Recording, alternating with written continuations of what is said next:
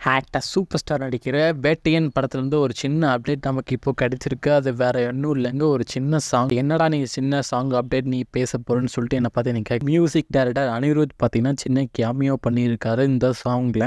இந்த சாங் பார்த்தீங்கன்னா கரண்ட்டாக இந்த படத்துக்கான ஷூட்டிங் இப்போ போயிட்டுருக்கு, சாங் ஷூட்டிங்க.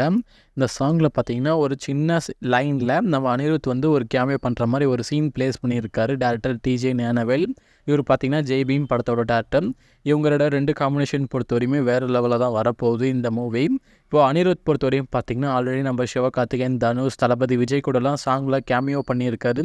இப்போ பார்த்தீங்கன்னா அவரோட ட்ரீம் ஹீரோவான சூப்பர் ஸ்டார்கிட்டையும் ஒரு கேமியோ பண்ணிட்டாரு. அந்த டான்ஸை பொறுத்த வரையும் பார்த்தீங்கன்னா அவரை கட்டி பிடிச்சி அவர்கிட்ட ஒரு பிளெஸிங் வாங்குற மாதிரி ஒரு சின்ன சீன் தான் ஸ்டெட் பண்ணியிருக்காங்க. இந்த வேட்டையன் படத்தை பொறுத்த வரையும் பார்த்தீங்கன்னா நம்ம அனிருத்தோட மியூசிக் வேறு லெவலில் தான் இருக்க போதும்.